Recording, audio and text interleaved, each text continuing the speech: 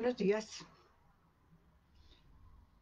soy Carmenza Ochoa, directora ejecutiva de la Fundación Pro Derecho a Morir Dignamente y nuestra función es educativa. Nosotros trabajamos desde hace 40 años en Colombia para que las personas conozcan que existen unas opciones de muerte digna y con base en esas opciones decidan cuál es la que cada uno quiere para sí mismo. O sea, nuestro interés, nuestro deseo, nuestra misión es contarle a la gente que existen unas opciones de muerte digna para que las personas, dentro de sus convicciones personales, decidan cuál es la mejor, cuál es la que quieren para ellos al final de la vida. Hoy en día, la ciencia y la tecnología ha avanzado tanto que es perfectamente posible mantener con vida a una persona de forma artificial. Es posible mantener la vida artificialmente con apoyos extraordinarios, ¿cierto? Y todos tenemos derecho a pensar que no queremos eso que nos mantengan con vida de forma artificial al final de nuestra vida, o podemos querer que no nos hagan tratamientos encaminados a prolongarnos la vida eh, artificial o no artificialmente. O sea, tenemos derecho a pensar: si a mí me da un cáncer que tenga buen pronóstico, yo me haré todos los tratamientos que el médico me proponga. Pero si ese pronóstico no está claro que es bueno, yo puedo pensar y tomar decisiones con el apoyo médico y con, digamos, como sabiendo todas las eh, consecuencias de hacer o no hacer los tratamientos. Yo tengo derecho a decidir si quiero que me hagan o no quiero que me hagan esos tratamientos. Tengo derecho a decir: ok, háganme los tratamientos mientras tengan una posibilidad alta de controlar de una manera importante la enfermedad que tengo, sea cáncer o sea una enfermedad pulmonar o una enfermedad cardíaca o una enfermedad renal, una enfermedad. Pero cuando ya esos tratamientos no me den calidad de vida, yo tengo derecho a decir: yo quiero suspender esos tratamientos. Quiero que me den tratamientos paliativos que me controlen los síntomas, que me controlen el dolor, la dificultad respiratoria, el vértigo, la diarrea, el estreñimiento. Tengo derecho a decir: solamente contrólenme esos tratamientos. Y también tengo derecho a decir: no, yo quiero que me hagan hasta lo último, ¿cierto? Yo tengo derecho a que me hagan muchos tratamientos porque le tengo mucho miedo a morir, ¿cierto? Sabiendo indudablemente que los recursos para la salud son unos recursos que son de todos los colombianos y que debemos, pues, eh, utilizarlos de una manera adecuada, ¿cierto? Y no debemos pedir que hagan tratamientos cuando ya no exista una posibilidad de mejorar nuestra calidad de vida, ¿sí? Entonces tenemos derecho a decir: ok, no, yo quiero que solamente me den los tratamientos que me den confort y bienestar.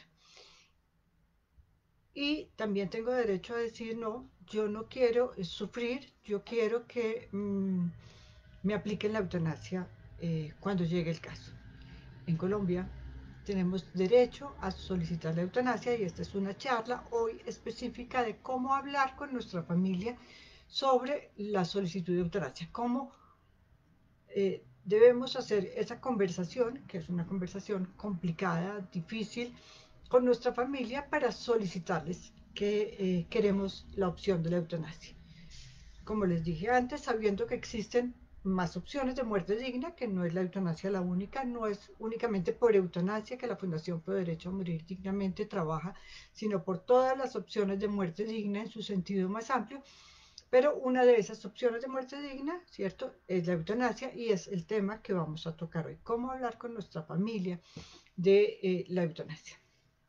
Entonces, en Colombia tenemos derecho a solicitar legalmente la eutanasia acogiéndonos a la sentencia C-239 de 1997 de la Corte Constitucional de Colombia, que despenalizó la eutanasia para el caso de los pacientes con una enfermedad en etapa terminal, ¿cierto? Entonces está únicamente condicionada la aplicación de la eutanasia para pacientes con enfermedad en etapa terminal, o sea, que los médicos hayan llegado a la conclusión de que ese paciente que tiene esa enfermedad en ese momento no tiene posibilidad de curarse, ¿cierto? Su enfermedad es progresiva, incapacitante, deteriorante, le causa sufrimiento al paciente, a su familia, al equipo médico tratante y su tiempo esperado de vida es, en términos generales, no mayor a 6 meses. O sea, es un paciente que va a morir en un tiempo corto, ¿cierto?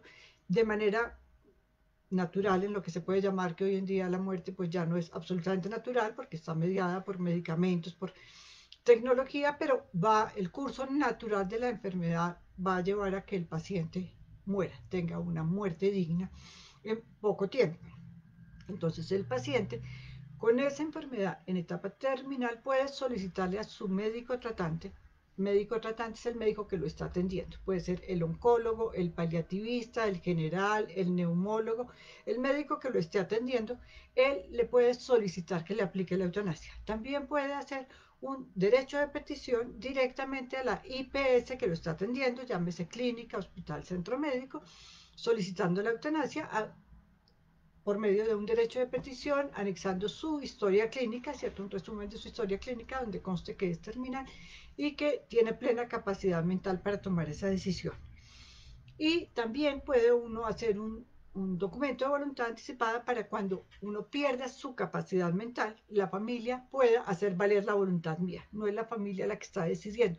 Yo decidí, estando plenamente consciente, siendo plenamente capaz, y mi familia solamente va a hacer valer mi voluntad, ¿cierto? Eso es muy, muy importante de entenderlo, ¿cierto? Y de la importancia de hacer un documento de voluntad anticipada para que pues mi familia no tenga que estar pensando y estar decidiendo por mí, estoy decidiendo yo. Y como esta charla de hoy es sobre eso, sobre cómo hablar con mi familia, ¿cierto? Entonces es muy importante que mi familia con anterioridad, como de toda la vida, conozca cuál es mi posición, qué es lo que yo pienso del final de la vida, que yo pienso que mientras la ciencia médica me pueda aliviar o curar la enfermedad, me la juego y le hago todo, ¿cierto? Pero cuando no existe la posibilidad de darme calidad de vida, ¿cierto? Porque si yo tengo una hipertensión, una diabetes, una artritis, pues no me va a curar, pero voy a tener calidad de vida durante mucho tiempo. Pero esto es una enfermedad en etapa terminal, o sea, definitivamente no hay posibilidad de controlar los síntomas desafortunados que produce la enfermedad y entonces yo voy a morir en poco tiempo, pero voy a morir en medio de un sufrimiento que no quiero vivir. Puede que haya personas que sí quieran vivir con ese sufrimiento en ese momento de la vida por sus convicciones personales, religiosas o de otra índole, pero yo personalmente no lo quiero. Y para eso hago los documentos de voluntad anticipada, para que mi familia conozca cuál es mi pensamiento frente al final de la vida. Mientras haya posibilidad de que cuidado paliativo me alivie el dolor y el sufrimiento, perfecto. Pero si cuidado paliativo no me puede aliviar mi dolor y mi sufrimiento, no quiero vivir ese sufrimiento, prefiero que me apliquen la eutanasia. Entonces esta es una conversación que les invito a que desde ya la tengamos con la familia, ¿cierto? Que si esa es nuestra voluntad, tengamos esa conversación desde ya, en frío, donde no hay una situación inminente de solicitar la eutanasia, para que ellos vayan conociendo que esa es nuestra voluntad, que yo firmé el documento de voluntad anticipada, ¿cierto? Que hice mi documento de voluntad anticipada, que hice en el que solicito la eutanasia, ¿cierto? Claramente, y que esa será mi voluntad al final de la vida. Para que, pues esto no es fácil, para que no sea como una sorpresa a última hora hablar de eutanasia, de que estoy solicitando la eutanasia como a última hora donde nunca nos habíamos preparado. Entonces la invitación es que hablemos de este tema ya, de una vez hablemos con nuestra familia de qué queremos para nuestro final de la vida. Y que, como les digo, sí, definitivamente cuidado paliativo, no puede aliviar nuestro dolor y nuestro sufrimiento, no queremos sufrir más y preferimos que nos ayuden a morir dignamente con la eutanasia. Es una conversación que es difícil, pero hay una situación que hace que sea más entendible para las familias que viven con el paciente, ¿cierto? Y es que han vivido el sufrimiento con el paciente, lo han acompañado en el proceso de la enfermedad, han estado con él desde que le hicieron el diagnóstico, desde que le empezaron los tratamientos, desde que posiblemente le hicieron la cirugía, las quimioterapias, las radioterapias, eh, desde que ya no podía respirar bien por el EPOC, entonces ya no podía respirar, entonces le hicieron las terapias, le dieron los medicamentos, le cambiaron los medicamentos, le pusieron el oxígeno, o sea, la familia lo ha acompañado en ese proceso de la enfermedad y entiende y comprende que llegó el momento en que el paciente está sufriendo tanto que es preferible acompañarlo y ayudarlo a morir dignamente con la eutanasia. ¿Sí? Entonces, esto es muy importante, ¿cierto? Como haber acompañado al paciente y haber hecho todo lo científica, económica, humanamente posible para darle calidad de vida durante el tiempo de su enfermedad. Ya saber que lo acompañamos y que se hizo todo lo que se podía, lo que estaba a nuestro alcance, lo que la ciencia médica, lo que la tecnología tenía, ¿cierto? Para llegar a ese punto es muy importante. O sea, saber que hicimos lo necesario, lo posible para que ese paciente estuviera bien es muy importante. Porque nadie llega a pedir la eutanasia como, es que me salió este lunarcito en la mano y entonces me dicen que es canceroso y entonces que me lo pueden quemar, pero es que yo no quiero porque no. Entonces, ¿qué prefiero la eutanasia? Eso no pasa. ¿Sí? O sea, las personas, desde mi punto de vista, digamos como que llegan a extremos muy grandes antes de pedir la eutanasia. O sea, como que han pasado por mucho, han pasado por todo para solicitar la eutanasia. Ya les han hecho todos los tratamientos humanos y divinos posibles. O sea, yo me admiro cuando le pregunto a la gente que consulta en la fundación qué tratamientos le ha hecho y no han hecho simplemente el que su sistema de salud les da, sino han consultado por lo menos 3 o 4 médicos distintos y han hecho por lo menos 3 o 4 tratamientos normales distintos, pero también han acudido a las cadenas de oración y al indio amazónico y al chamán y a mil y una cosas. O sea, es impresionante lo que las personas, ¿cierto? Buscan para aliviar su situación. O sea, cuando la gente dice, no, es que es como una salida facilista la solicitud de la eutanasia, para absolutamente nada. Es una salida bien, bien compleja, es una salida que las personas meditan mucho, trabajan mucho, hablan mucho con su familia antes de llegar a hacer una solicitud formal de eutanasia. Muchas veces, digamos, como les digo, la familia ha vivido con el paciente y ha sufrido con el paciente. Y una persona que no ha vivido, no ha sufrido con el paciente, no ha estado al lado de él, pues le cuesta más entenderlo, ¿cierto? O sea, eh, el médico que ve pacientes en muy extremas situaciones de vida a, que aguantan mucho esos pacientes que llegan a extremos muy grandes, les puede parecer muy difícil que un paciente que tenga una cosa menos difícil, menos dura que ese paciente, ¿cierto? Como que el paciente pide la eutanasia como que porque lo pide, o el vecino que no vive el sufrimiento del paciente, pues puede pensarlo. Cuando el paciente está en una situación muy grave y hay un miembro de la familia que solo va los domingos por la tarde, media hora a verlo, pues el paciente hace lo posible por sentirse mejor, ¿cierto? Por no expresar todo eso que sufre, porque pues, si solo va a ver a su ser querido durante media hora, pues hace su mejor esfuerzo por estar bien. Pero la familia que está con él todo el día, pues es la que lo ve sufrir día y noche y lo ve por la noche quejarse de dolor, no dormir bien, pasarla mal, pues es la que va a entender. Entonces, digamos como que las familias y cuando hay un familiar que dice, no, pero como va a solicitar si yo lo veo divinamente, pues hay que hacer una terapia de choque. Venga usted y lo cuida una semana. Y entonces después de que lo cuide una semana, volvemos a hablar. Por ejemplo, tuvimos un caso de una señora, María tenía 75 años y era soltera, había vivido autónomamente toda la vida, ella trabajó y tenía su pensión, tenía su casita, vivía muy agradablemente, era muy religiosa, muy religiosa, eh, y a ella le da una enfermedad que en principio lo que le daba era realmente unos mocos muy feos. Y ella iba al médico y le decía, doctor, tengo unos mocos muy feos. Y el doctor le decía como, eso debe ser una gripa mal cuidada, puede ser una sinusitis, puede ser una cosa, otra, pero no le hacían un tratamiento como de fondo. Y eso le fue aumentando, le fue aumentando.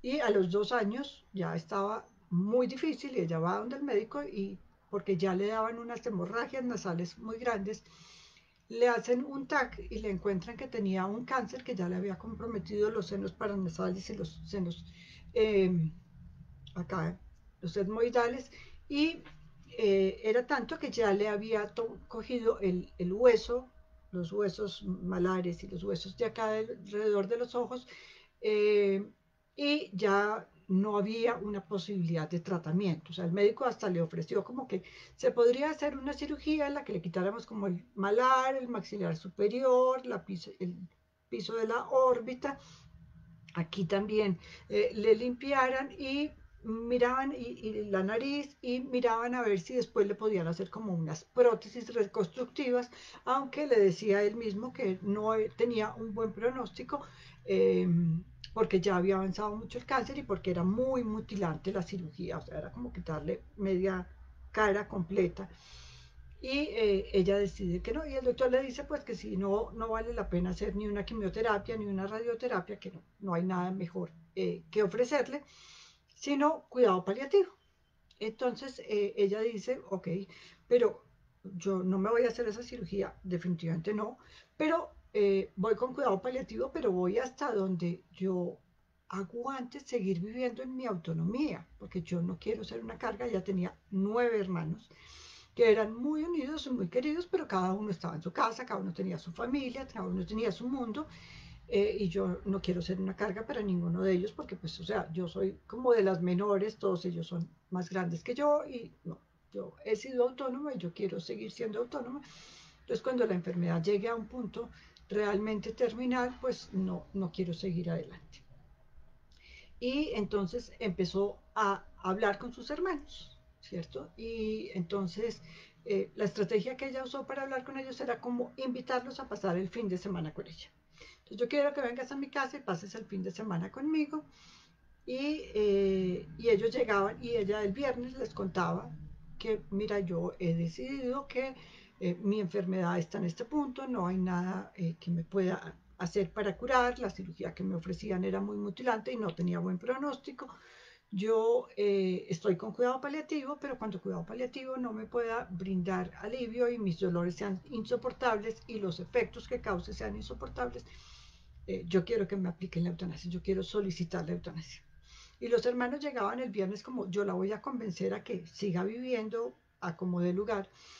Y el domingo por la noche se iban y pues la veían, digamos, como sufrir los dolores, quejarse de los dolores, tomarse los medicamentos para el dolor y los efectos secundarios que tenían esos medicamentos, verle su dificultad para hablar. Por ejemplo, tenía dificultad como perdió hueso de la órbita, un ojo estaba más bajito que el otro, entonces ella no sabía exactamente dónde quedaba el piso, dónde quedaban las cosas. Entonces vivían con ella esas dificultades que tenía, que ella no expresaba, que ella no se quejaba, y el domingo cuando se iban le decían, hermana, yo no sé si yo sería capaz de tomar una decisión tan radical como la suya, yo la felicito, me parece que usted tiene mucho coraje en hacer esa solicitud y yo la acompaño. Yo no sé si para mí estaría de acuerdo, pero la acompaño. Y así fueron pasando todos los hermanos. Fue súper bonito porque hubo un tiempo grande, ¿cierto? Un tiempo grande de espera entre que a ella le dan ese mal pronóstico, ella decide la eutanasia y finalmente fallece. Entonces, así va hablando con los hermanos, va haciendo, o sea, como que ellos entiendan cuál es su sufrimiento, entiendan lo que le está pasando, para que, llegado el momento, ya para ellos no fuera una sorpresa, no fuera una noticia de última hora, que es tan difícil de asimilar, sino fue con tiempo.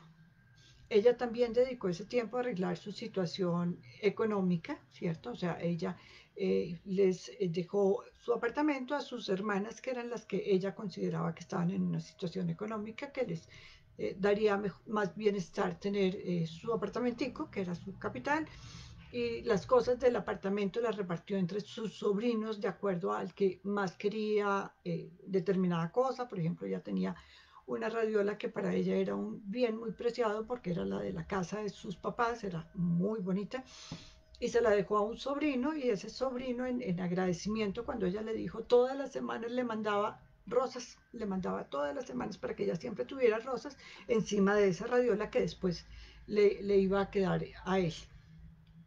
Cuando ella ya ve que le empiezan a dar, sobre todo el síntoma que la llevó a tomar la decisión, como que ya era el momento, fueron las hemorragias por la nariz. Y entonces ya eran como una cosa de que cada vez duraban más tiempo y ella decía, yo no voy a ir a la clínica porque me van a poner una transfusión, me van a hacer lo que yo no quiero. Ella le dice a su familia que ya va a hacerle la solicitud formal a su médico tratante para que este médico, ¿cierto?, reciba la solicitud y convoque al comité de muerte digna de la institución a través de la cual la estaba atendiendo a ella con cuidado paliativo. Su familia, dos de sus hermanas la acompañan en todo este proceso de ir a las citas médicas y de hacer los papeleos que había que hacer.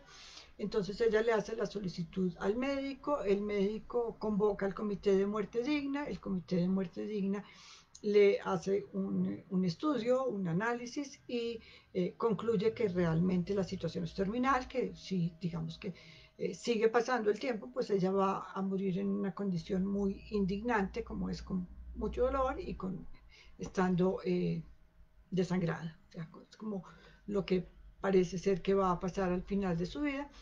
Y el comité le da el aval, entonces ella le dice a sus hermanos que ella quiere que la acompañen en ese momento de la vida, ese día de su vida, y sus hermanos, bastantes, la acompañan, vienen de distintas ciudades del país y la acompañan todos en ese día, ¿cierto? Que va a ser el procedimiento de la eutanasia. El día anterior, esos hermanos que ya habían llegado y los que estaban acá le dan una serenata de música colombiana, que era la favorita de ella, y ella está absolutamente como fascinada de que ella haya tenido esa serenata y le hayan cantado todas esas cosas tan bonitas y toda esa música tan bonita y todos sus hermanos y sus sobrinos y sus cuñadas y sus cuñados le hayan expresado como todo ese afecto que tienen hacia ella. Entonces fue muy bonito esa parte de acercarse ella a ellos con anticipación para que todos se fueran preparando, ¿cierto? Que entendieran por qué ella hacía esa solicitud, ¿cierto? Entendieran que era un acto de amor acompañarla, ¿cierto? Que ella no quería sufrir, no quería vivir con ese sufrimiento y pues no tenían nada mejor que ofrecerle. Entonces ese es un bonito ejemplo, ¿cierto?, de alguien que eh, atendió bien la solicitud de eutanasia y preparó muy bien a su familia y preparó muy bien a sus seres queridos para esa solicitud de eutanasia. La familia, como les digo, debe entender que es un acto de amor acompañar a alguien con la eutanasia, porque no es que la persona no quiera seguir viviendo, no, es que la enfermedad ha avanzado tanto y le ha causado tantos estragos, tanto dolor, tanto sufrimiento, que lo que quiere la familia, los seres queridos, pues es eh, no acompañarla a sufrir, sino acompañarla a que tenga una muerte digna, ¿sí? Entonces, eso lo debe entender la familia que quien está haciendo la solicitud es el paciente, ¿cierto?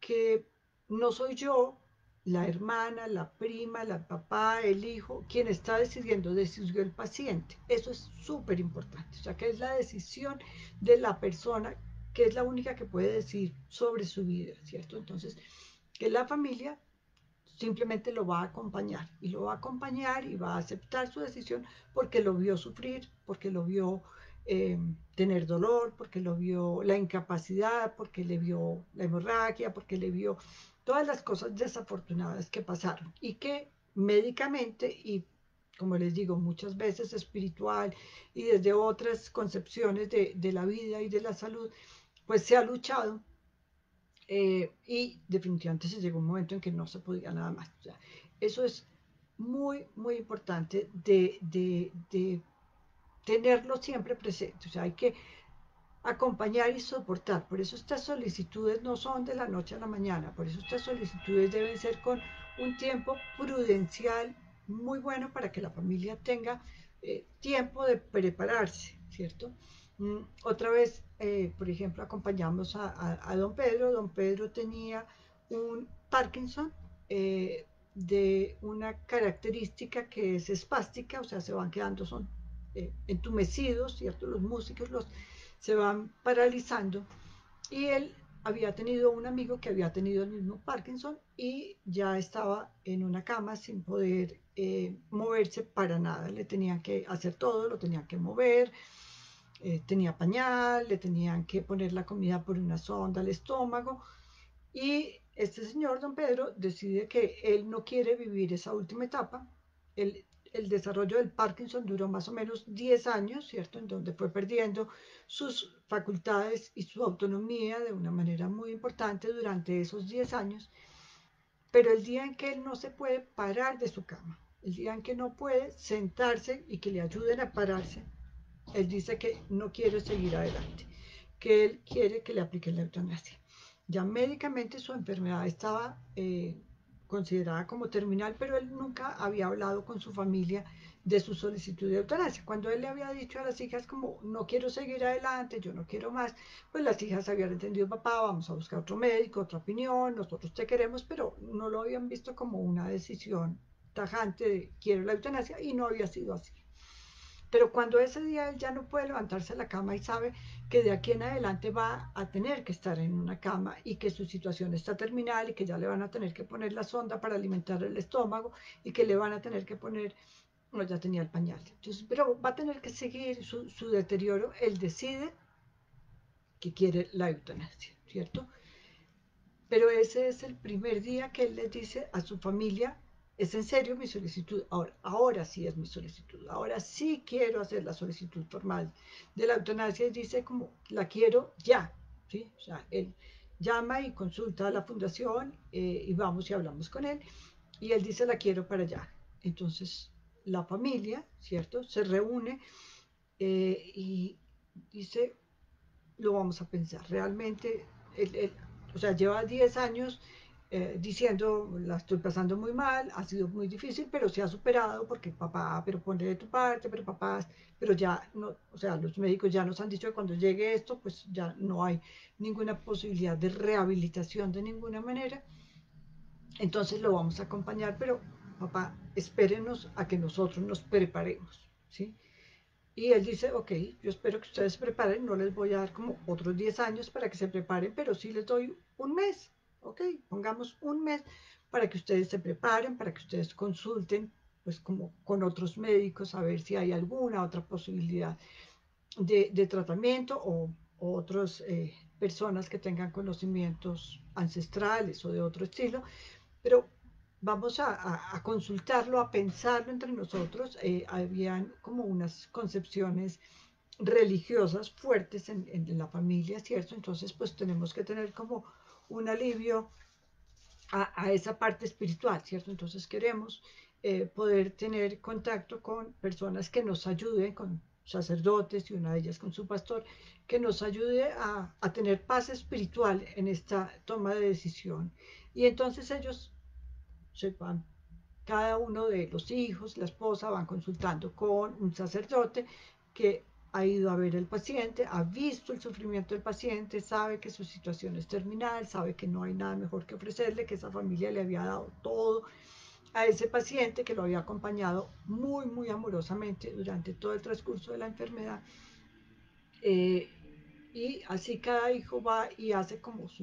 Entonces al cabo del mes el paciente vuelve a convocar a su familia y digamos que su familia pues, con mucho dolor, indudablemente porque no es fácil, pero con mucho amor también entiende que no hay nada mejor que ofrecerle, que es la voluntad de él, que claramente fue la voluntad de él y que estas personas con quien nos habían hablado pues habían entendido su dolor y su sufrimiento.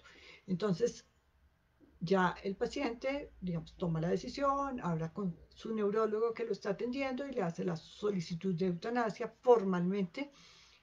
Este doctor lleva la solicitud ante el Comité de Muerte Digna de la institución a través de la cual lo estaba atendiendo, en este caso un programa de atención domiciliaria, que estaba en atención domiciliaria, y ese programa hace toda la evaluación de la capacidad mental de él para tomar esa decisión, de la situación de terminalidad de la enfermedad y da la autorización para que se lleve a cabo el procedimiento de la eutanasia.